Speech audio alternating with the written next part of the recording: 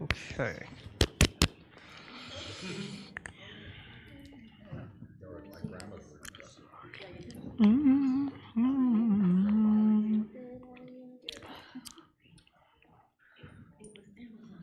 Okay. Well, good evening, everyone. We're continuing our study in the life of Peter. Last time we met together, we talked a little bit about, Peter and the disciples witnessing, the works of Jesus, how there was kind of a period whenever Jesus really wasn't necessarily interacting with them, but they were more observing. And here we start to see this development. We start to see Peter is... we're going to look at the occasion where Peter walks on water with Jesus, and that's in Matthew 14. We're going to look at the one in Matthew, It's in Matthew, Mark, and John, but Matthew's the only one that mentions Peter on the water. So that's Matthew 14, verses 22 to 33. That's what we're going to focus on. And this is one of those iconic moments of Peter's life, right? As we're developing this relationship between Peter and Jesus, this is one of those moments where Peter comes into the limelight. Before now, Peter really hasn't spoken up much, hasn't done much. He hasn't done too much to distinguish himself from the other disciples, right? It hasn't been completely obvious that we haven't really noticed his personality yet. And this is one of those moments where we start to get an idea of his personality. So we're going to look at Matthew 14, and we're going to kind of try to understand Peter a little bit. We're going to see where he needs to grow. We're going to see, of course, his interaction with Jesus. We're going to try and imagine ourselves in his shoes and try to experience what he experienced. So Matthew 14, verses 22 to 33, let's read it. Immediately he made the disciples get into the boat and go before him to the other side while he dismissed the crowds. That's Jesus. And after he had dismissed the crowds, he went up on the mountain by himself to pray. When evening came, he was there alone. But the boat by this time was a long way from the land, beaten by the waves, for the wind was against them. And in the fourth watch of the night, he came to them walking on the sea. But when the disciples saw him walking on the sea, they were terrified and said, "It is a ghost!" And they cried out in fear. But immediately Jesus spoke to them, saying, "Take heart, it is I. Do not be afraid." Verse 28. And Peter answered him, "Lord, if it is you, command me to come to you on the water." He said, "Come." So Peter got out of the boat and walked on the water and came to Jesus. But when he saw the wind, he was afraid, and beginning to sink, he cried out, "Lord, save me." And Jesus immediately reached out his hand and took a hold of him, and saying to him, "O you of little faith, why did you doubt?" And when they got into the boat, the wind ceased. And those in the boat worshipped him, saying, "Truly, you are the Son of God." It's Matthew 14, verses 22 to 33. So this story is recorded in Matthew, Mark, and John, but only Matthew highlights Peter.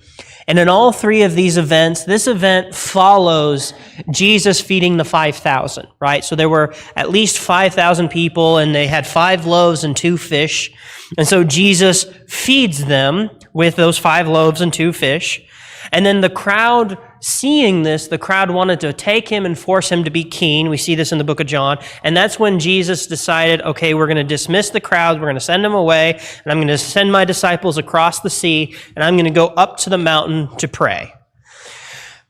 And so when we get to this scene, we're seeing the disciples separated from Jesus a little bit, starting off, right? We're seeing evening came, he was alone, but the boat by this time was a long way from the land, beaten by the waves, for the wind was against them. This situation is very similar to one we studied, I think just last time we were together, in Matthew chapter 8, right? When the disciples were in the boat, and they were in the middle of a storm, and the boat started sinking, what'd they do? They went to Jesus, who was sleeping, and they said, "Jesus, save us," right? And Jesus calmed the storm. He rebuked the storm, and suddenly it was calm. And he asked the disciples, "You have little faith, why were you afraid?" And they were amazed. There are a lot of similarities between that event and this event, and they happen really close to each other, right? And there's some similarities, there's some differences, right? The differences, Jesus is not with them. You know, in this event, there is a storm, there's heavy wind, harsh waves. The fundamental difference really, though, is Jesus inside the boat, Jesus outside the boat. So this event, Jesus is outside the boat. But how does that really change, right? So comparing the two. When Jesus is outside the boat, you know, where's safety, I guess, is what the question I'm asking, right? The safety is wherever Jesus is. As long as you're with Jesus, you're safe. But the disciples, they don't see that at this point. And when we look at this, when we read Matthew 14 and we're asking ourselves, what was it like to be there? Where's the safe place in this situation? Because it's definitely not out on the waves, right? It's definitely not where Jesus is walking on the water. Well, it is, but they don't see that. Does Jesus sometimes call us into storms? Does Jesus sometimes call us into difficult situations? Does Jesus sometimes call us into situations that make our lives harder? Because Jesus sent the disciples along the water. And I think a lot of Christians mistake this idea that obedience to God produces smooth sailing, pun intended. That Jesus promises us that we'll have an easy ride, but he promises the opposite. So when we think of the Sea of Galilee, the Sea of Galilee may be small, but it is notoriously rough waters. So the Sea of Galilee is 13 miles long and 6 miles wide, right? That's kind of twice the size of Kokomo, right? The sea is 78 square miles. If I'm not mistaken, Kokomo is somewhere around 37 square miles.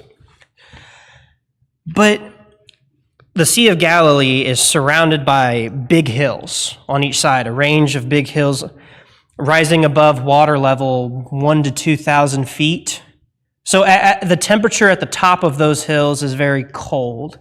The temperature at the very bottom is much more tropical because the Sea of Galilee is 700 feet below the sea level.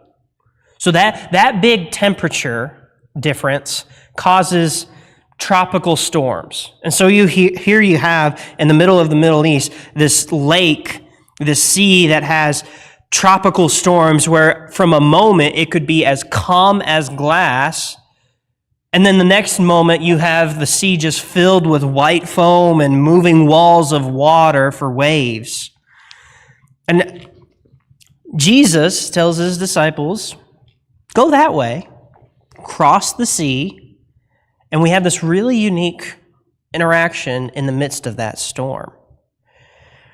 And I don't know, maybe this is a good spiritual metaphor for those who, when we are in the middle of when we're working in our faith, the disciples were rowing and rowing and rowing and rowing.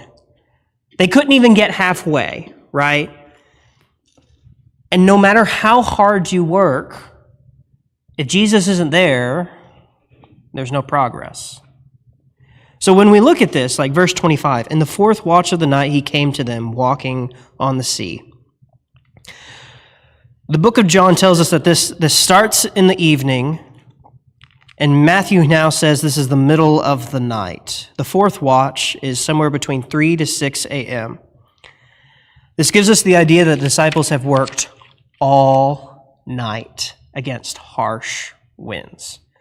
Now, I watch shows, I've seen some of those documentary TV shows where they're out facing where they're fishing and they're against really harsh waves. And I see that and I think to myself, no, thank you. You know what I mean? I see the huge waves and the terrible storm, and I'm thinking to myself, I am glad to be in a landlocked state. I am happy to have ground underneath my feet. But that's the kind of fishermen, these guys, they dealt with this all the time, and yet it doesn't make it any easier. They've been at this all night, but they've only really gone about halfway through a 6-mile journey, something that should have been very easy to just row 6 miles, and this giant storm happens. Now, this is one of the things that is both amazing about the Bible and a little bit frustrating, is I would have loved a little bit more detail on Jesus walking on the water, wouldn't you? Like when you're imagining this, how does this play out? The Bible isn't embellishing it like it's a performance, but he's walking on water? Can I get a little bit more detail? But no, instead what we should be focused on, what's the significance? What is the significance of Jesus walking on water? He's not tied to the physical world. He's not tied to the physical world. I heard someone else. He's not a human being. He's not a human being. Kathy, did you have some? He has command of the elements. Command of the elements. Yeah. This isn't just some...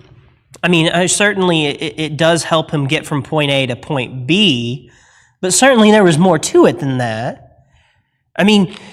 He has so much power. We've seen Jesus be able to heal. We've seen him be able to cast out demons. We've seen he calmed the sea in a storm.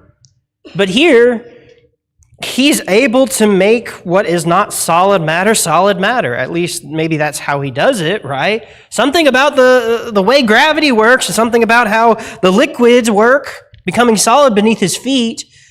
Whatever it is, this is incredible.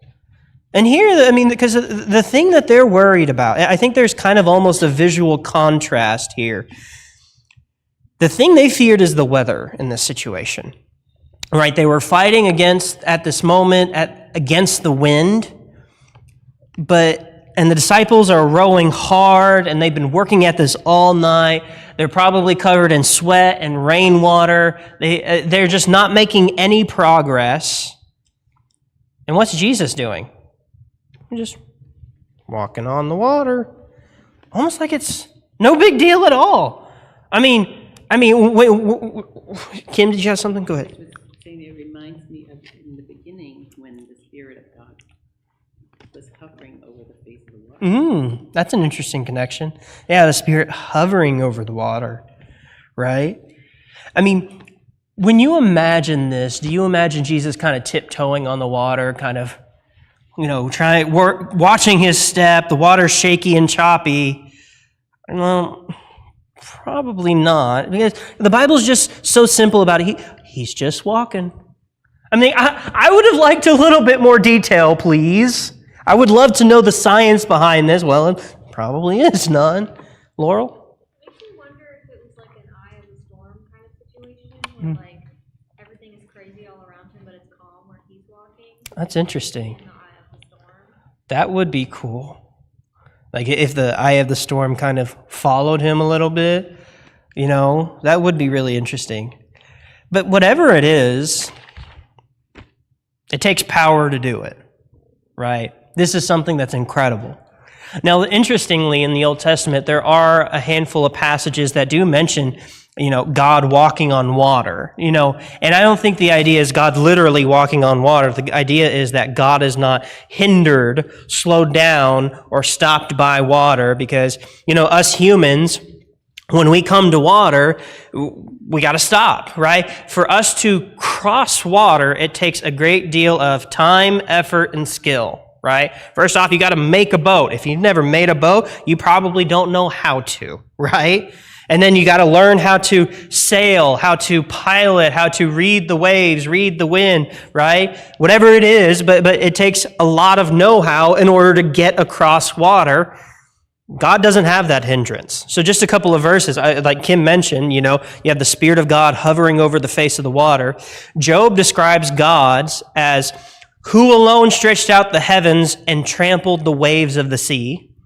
You have a psalm that says about God, your way was through the sea, your path through the great waters, yet your footprints were unseen.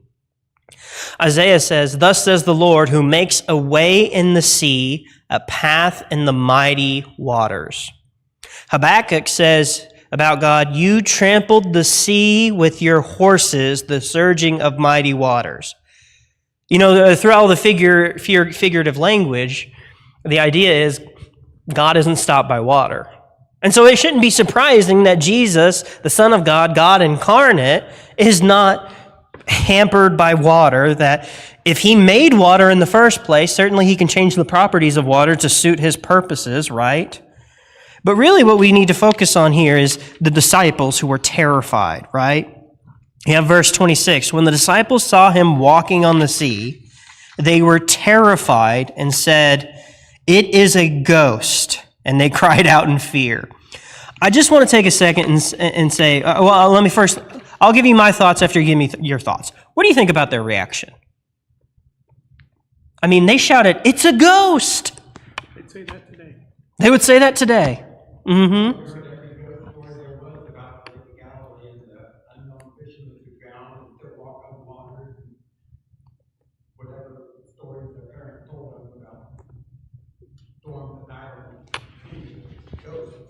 Yeah. Yeah, I mean, and sailors are a very superstitious lot, you know, and so fishermen who are on the sea, because there are lots of things that happen on the sea that you don't always understand, and so sometimes you fabricate these stories, or you're kind of out on the sea and you have nothing to do but fabricate stories, or, you know, you're working so hard out there, maybe you haven't slept in a while, you start to see things. And so, yeah, this is all pretty interesting. I mean, it's kind of funny reading them shout, "It's a ghost." My mind goes to Scooby-Doo. I'm like, but at the same time, I like what Brett said. This is what we would do today. This is a completely normal reaction. I see a person walking on water out in the middle of sea. Two things I'm thinking. One, I need to go lie down. Okay, it's not happening. I'll ask someone else. Or two, yeah, that's a ghost. You see, I would survive in a horror movie. You know how I know that? I see something I don't understand, I run away. I see something that looks pretty scary, I would run away. No ghosts, ghouls, demons, serial killers for me. I'm out, bye-bye. Let's turn the ship around, guys. But that's not how people usually go. And especially in this situation where they're not in a situation where they can just turn around and go.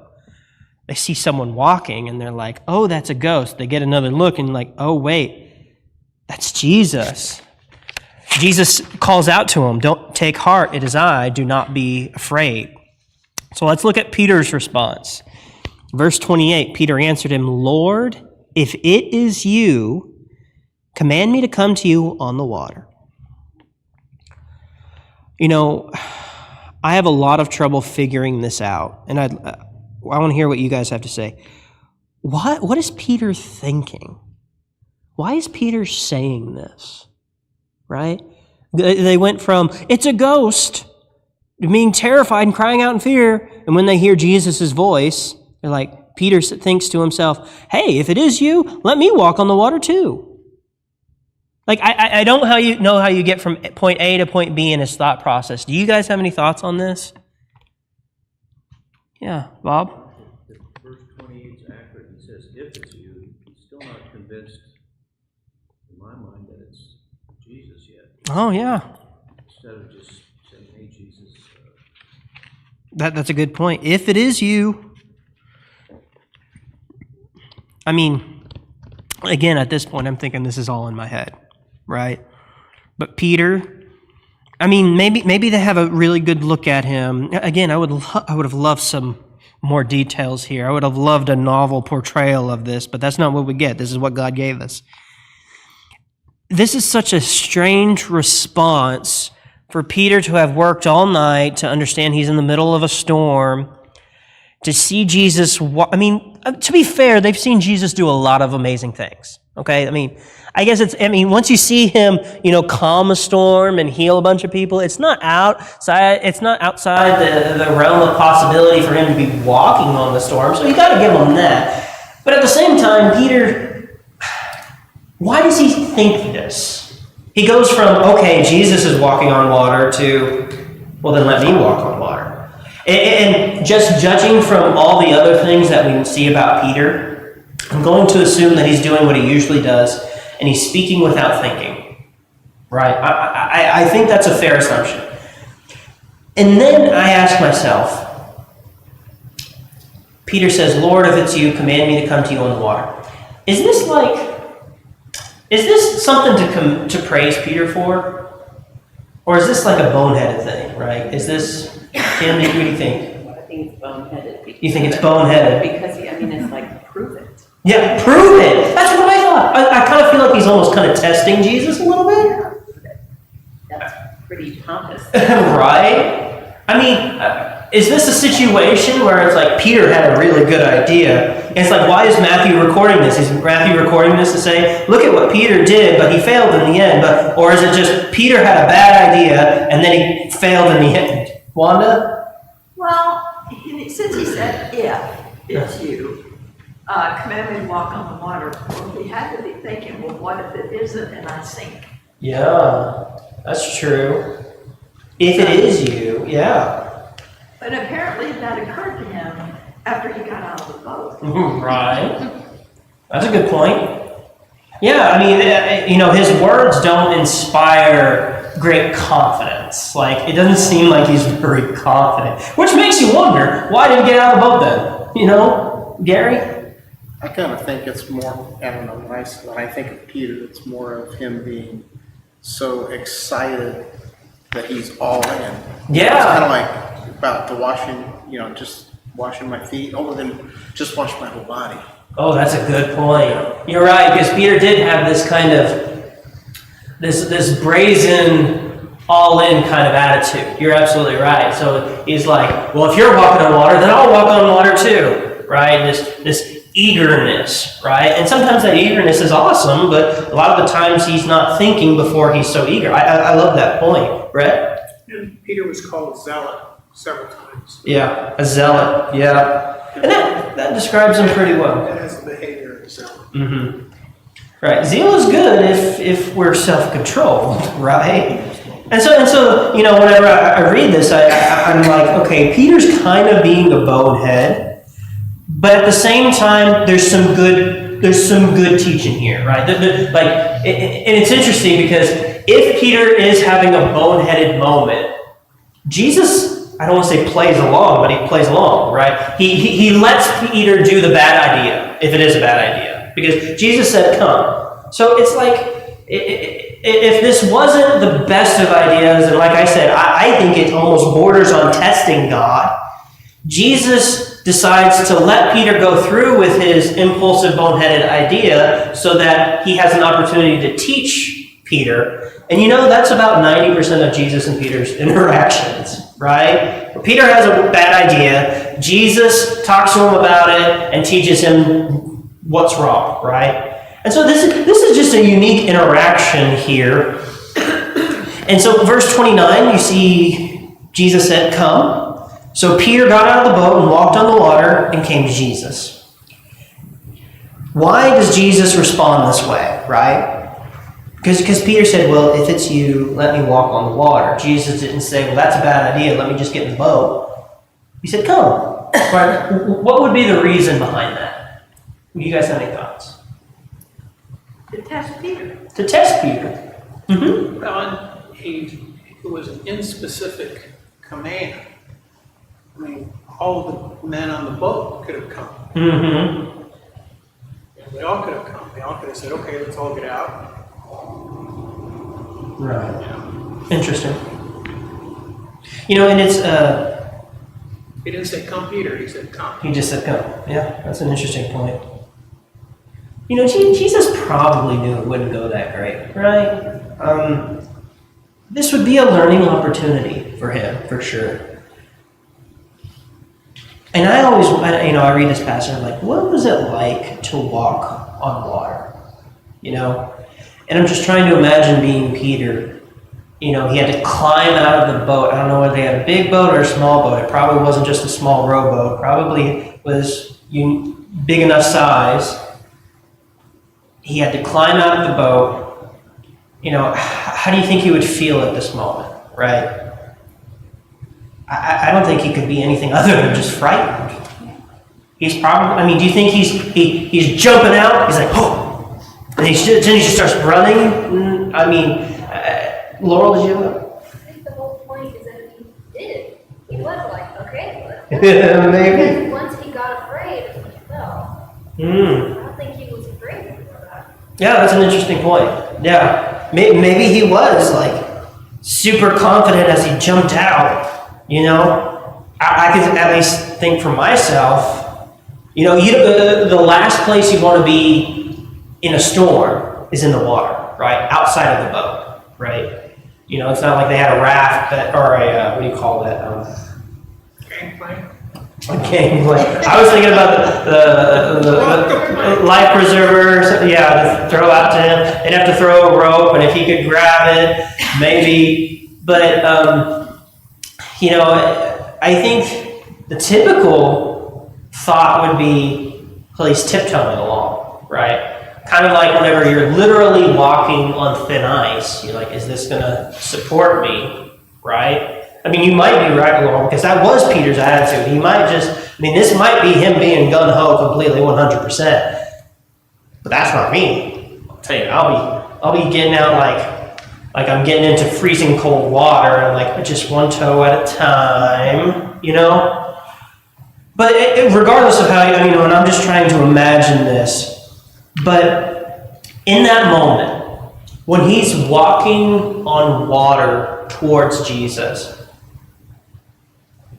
that is a moment where he is completely dependent on Jesus, isn't he? I think it's such an interesting lesson, like a good metaphor, because in the boat was safety, but he's coming out of safety to go towards Jesus.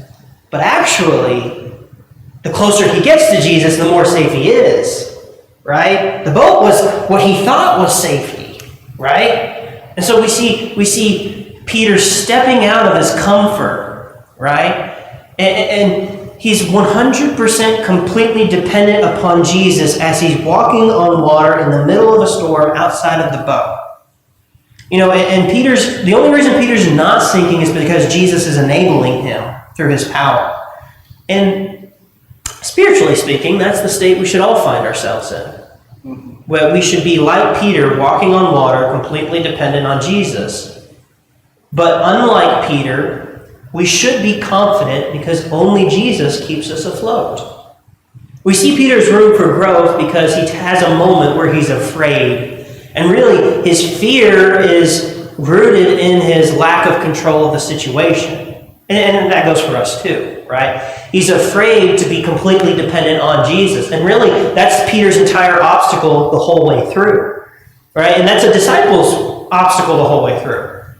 He's going to have this fear because of the circumstance. And as valid as the circumstance may be, he still shouldn't be afraid. Even though he's surrounded by the rain, the wind, the waves. Peter was courageous whenever he was in the boat, right? In the boat, he was in control, or at least he thought he was. But outside the boat, Jesus is in control. And when Jesus is in control, then you're safe. Gary? There's almost this parallel between like his zealousness, as you would, compulsiveness, his belief like a child, and it's interesting, in Matthew 19:14, but Jesus said, "Suffer the little children, forbid them not to come unto me, for such is the kingdom of heaven."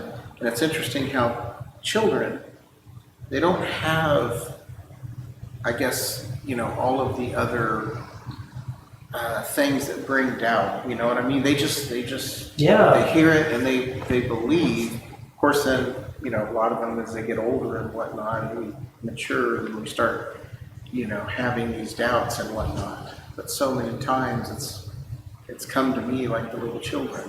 They're just pure. Yeah, I like that thought. It's being childlike is, in its innocence, is what God prefers, what God enjoys. There was a study done to determine part of it was determined whether little children have good depth perception. And they did this study where they would have, and they're younger than 1, they're only crawling at this stage.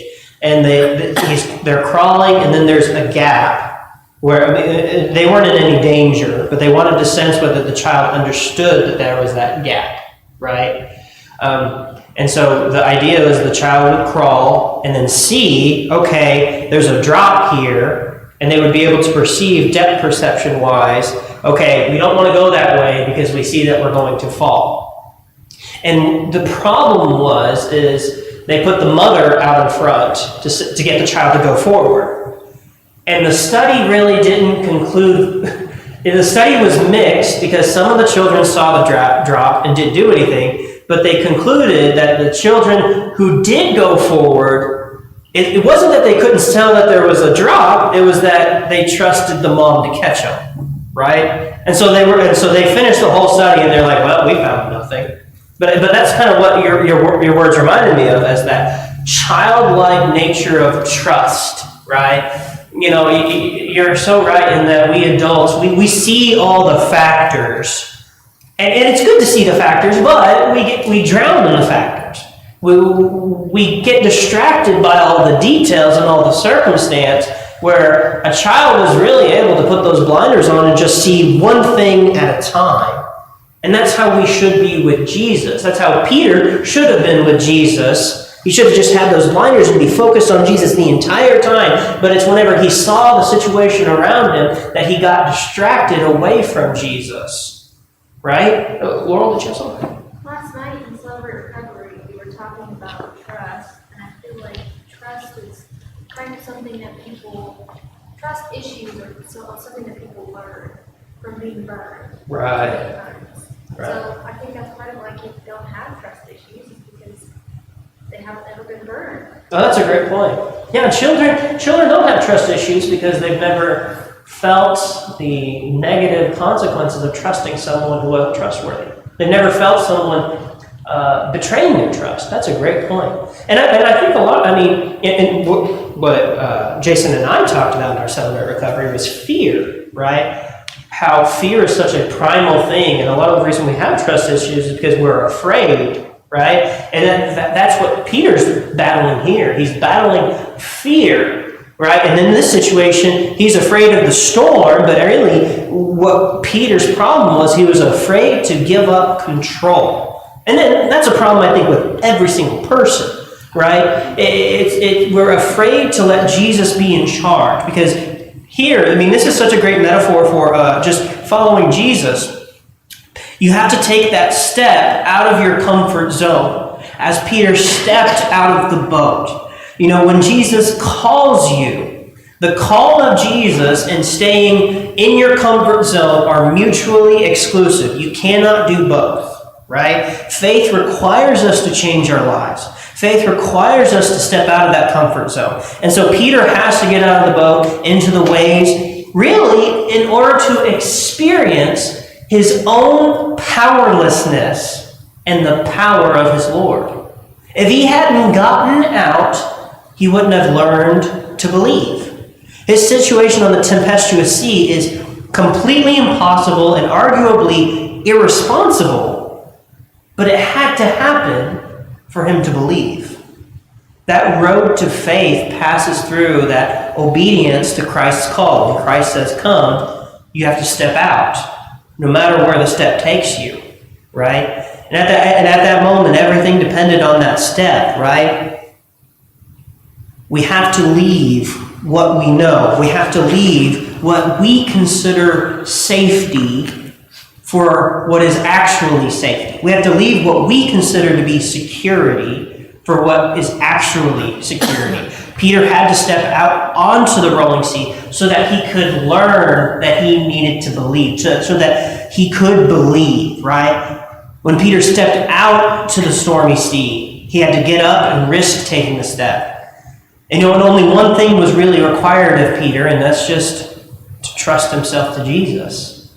To believe in a stronger foundation than anything that the world could provide, anything that he could provide for himself. And this is really to show us how important it is to act on our faith, right? To get us into those situations where we need to be able to believe. We have to take that step. And what does that step mean? It means that we take the step in the right way only when we don't look at the necessity of our works, when we don't look at the situation surrounding us, but we solely look at Jesus Christ. And Jesus Christ is calling us to take the next step. Peter knows he can't climb out of the boat by his own power. But he's decided, I'm going to do it because I believe in Christ's power. That's how we behave as disciples. Christ has called. Peter gets out of the boat to go to Christ. That's as simple as it is, and that's as simple as it needs to be. But like adults, we add in all the other factors. Well, we need to ignore those sometimes, don't we? Wanda? Sometimes the doubts creep in when we're in different situations. And so we struggle with what the doubts are, but then we can always come back from that to see what the real situation is, and so you can gain your trust in Jesus. Mm-hmm. That's right. I mean, there are always so many reasons to doubt. You're right. And I think even having a little bit of doubt you can still have faith, but doubt is, every doubt is a test of faith, where you see the reason why you're doubting, but at some point you have to put it aside, right? Like, okay, let's say your bank account's really low. Yeah, you might be doubting, but at some point you're going to have to put it aside, right? At some point you have to give up on the worry. At some point you have to just say, it is what it is, I'm going to trust in God, or whatever your situation may be, right? And so what we see with Peter here is his failure to do that, right? He gets distracted by the wind. He sees the wind or the effects of the wind, and he stops focusing upon Jesus. So verse 30, but when he saw the wind, he was afraid, and beginning to sink, he cried out, Lord, save me. Right? And so I think a really important thing to notice here is that you don't begin to sink, you sink. Right? In the time it takes you, a grown man, to sink, I don't think he has enough time to say, Lord, save me. So I don't think he's sinking, I think he's slowly sinking. Does that make sense? I think the situation here is where miraculously he's slowly sinking, slowly descending, right? But the powerful lesson here is that when Peter took his eyes off of Jesus, he began to sink. So as long as his eyes are on Jesus, as long as he's focusing on Jesus, he's afloat. And that's a powerful lesson. When he's connected to Jesus. When he's connected to Jesus. Thank you. And so the question is, are we connected to Jesus? Is our focus on Jesus? Are we going towards Jesus? And this is always a constant challenge to not allow your circumstances to affect your mindset. That's always going to be a challenge, but it's something that we have to work on. Whether it's our workplace, our bank account, our health, our relationships, focus is on Jesus. And we have to think to ourselves, as long as I have Jesus, I have everything I need. He is our security. He is our comfort. He is our refuge. And so Peter, you could say, well, he said the right words whenever he said, Lord, save me. But the truth is, he shouldn't have had to say those words at all, right? Him saying, Lord, save me is almost an admission that he thinks that the Lord might not save him. Like that he's in a situation where he needs saving. Or it's like, no, Jesus has you covered. Jesus isn't going to let you sink. Even if you did sink, Jesus would take care of you, right? And so he said the right words, but at the same time, he didn't need to say the words because he should have just trusted in God to begin with, right? He wouldn't have sunk if he didn't believe. And I found one passage that I want to read, Psalm 69, verses 1 to 3. This is kind of exactly what Peter experienced. Psalm 69, verses 1 to 3 says, Save me, O God, for the waters have come up to my neck. I sink in deep mire where there is no foothold. I have come into deep waters, and the flood sweeps over me. I am weary with my crying out. My throat is parched. My eyes grow dim with waiting for my God. If Peter read that, he'd say, I know exactly how that feels. And I'm sure there are people in here who they know exactly how that feels. Maybe not literally, but haven't we all been at some point where you feel like you're just struggling to stay afloat? Well, Jesus will not only keep you afloat, He will make you walk on the water. So verse 31 and 32. Let's just read the last three verses. Jesus immediately reached out His hand and took hold of him, saying to him, "O you of little faith, why did you doubt?" And when they got into the boat, the wind ceased, and those in the boat worshipped Him, saying, "Truly you are the Son of God." There are several statements where several times when Jesus calls people, "O you of little faith." You know, this word for doubt, He says, "Why do you doubt?" I don't think that word really isn't talking about a doctrinal uncertainty. It talks about hesitation, right? And that was, Peter's problem here isn't him trying to figure out whether Jesus could do this or not. His problem was the hesitation, right? His problem, for someone who's always all in, he had a moment where he wasn't all in, right? And maybe a lot of that had to do with he didn't think before he went through all of this, right? Maybe, thinking about, Peter is the kind of guy who's like, I'm going to hop out on the water, I'm going to get to Jesus. I almost imagine it's where he hops out of the boat and he's walking to Jesus, and only in the middle does he realize where he is. He's like, oh, what's happening? And that's whenever he's distracted. I don't know if that's how it played out. That's almost how I imagine Peter struggling. But regardless of all that, the problem is he doubted. And doubt is always going to be one of the biggest enemies of faith. And so they get into the boat, the wind ceased, and they worshipped Him and said, "Truly you are the Son of God." I don't think they fully understand the gravity of what they're saying. I don't think they fully understand what it means to be the Son of God, but they can at least acknowledge, you're incredible. Like, God is with you, right? That you're more than human. You're not like everyone else. Up to this point in the Gospels, the only people who called Jesus the Son of God has been God Himself and demons. And so far, Jesus has said God is His Father. But really, what are we taking away from this? It's fascinating to read the Gospels because the disciples are so many steps behind the reader. Because as you read the book of Matthew, Mark, Luke, or John, you know the answer at the very beginning, right? Matthew makes it very clear at the very beginning that Jesus is the Messiah, He's the Lord, here's the story. But even if it's your first time reading it, you see Matthew tells you, hey, this is who this guy is. But as you read the Gospels, the disciples don't know that. And so they're slowly coming to this conclusion that we got at the very beginning. And so the disciples are beginning to catch up with the readers. We know the answer, and they're slowly figuring this out. And so as we study this, and moments like this are stepping stones to the end whenever Peter finally realizes that Jesus is the Messiah and that He deserves to give everything to Him. Right? Well, one has to consider one of the reasons why Jesus was walking on the water. And Jesus was a teacher. He wanted to teach them something. Yeah. And the something He wanted to teach them was two things. One, having faith that will be able to put away the cares of the world or the doubts of the world and focus on Him.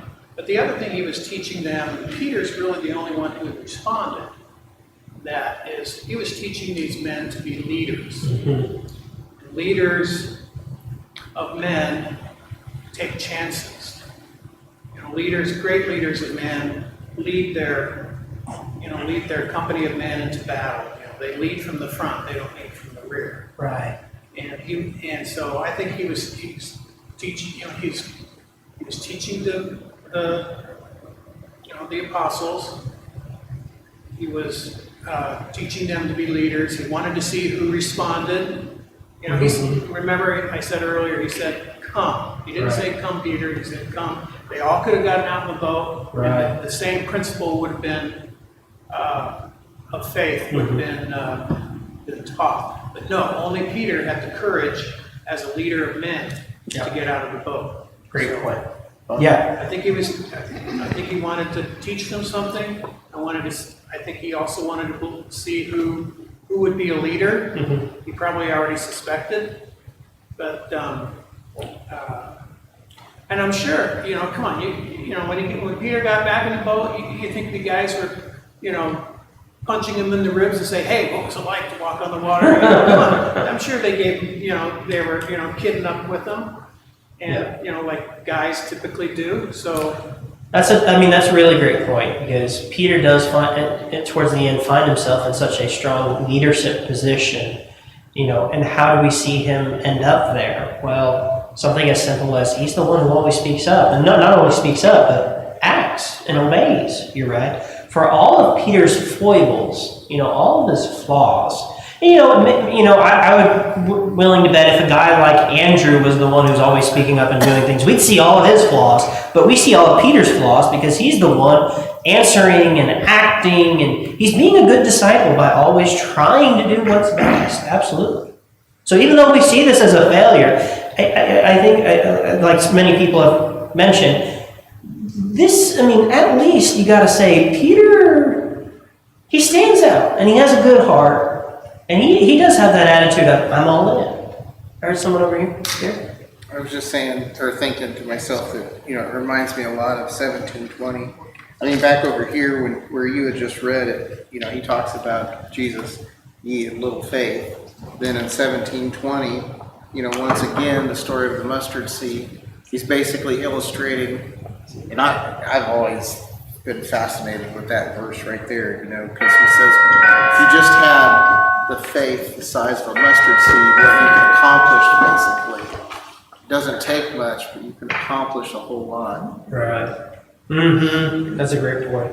It doesn't take much faith, but it accomplishes a whole lot. Absolutely. And Peter, you know, it's hard because, you know what that means? That means we got to work to that just a little bit amount.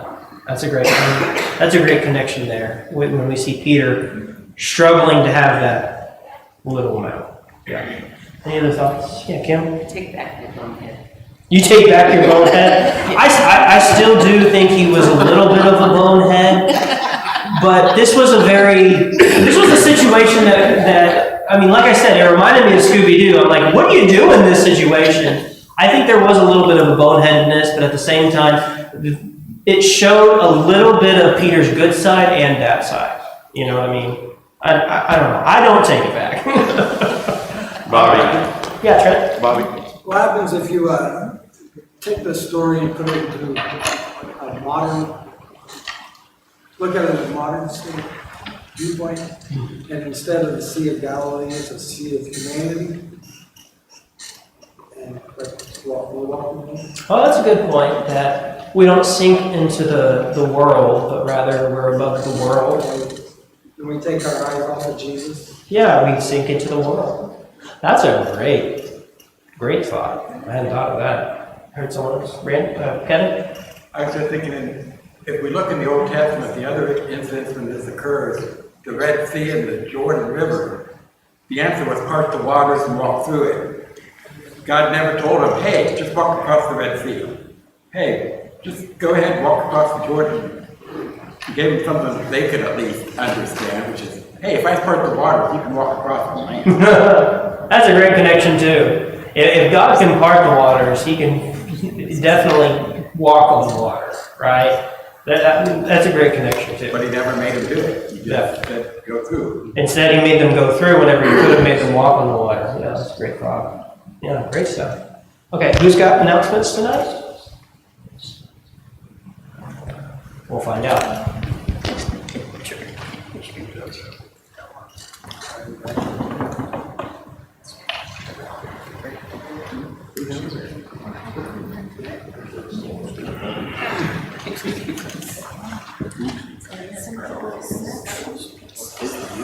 Some people are kind of concerned.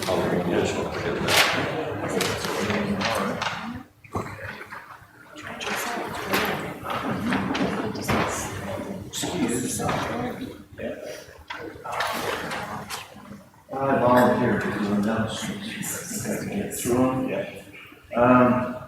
There's 2 funerals. There's one Saturday and one Sunday. I assume everybody's aware of that. Let's see, Pat's is on Saturday.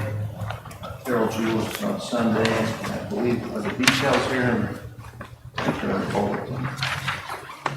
Pat's viewing is 10 to 12, funerals at 12. Okay. And I The other one's think at Carol's 4? is 3, I believe, 3 if and I'm 4. not mistaken. Okay. But it's not here. Okay. Well, that's right. Well, if you need details, we can definitely get them to you. We'll look them up, because I know their emails were sent out with details, so we can have that. Let's see, next Wednesday evening, there will be no Bible study. It's Christmas Eve? Christmas Day. Christmas Day. Okay. All right. I won't repeat everything that's in the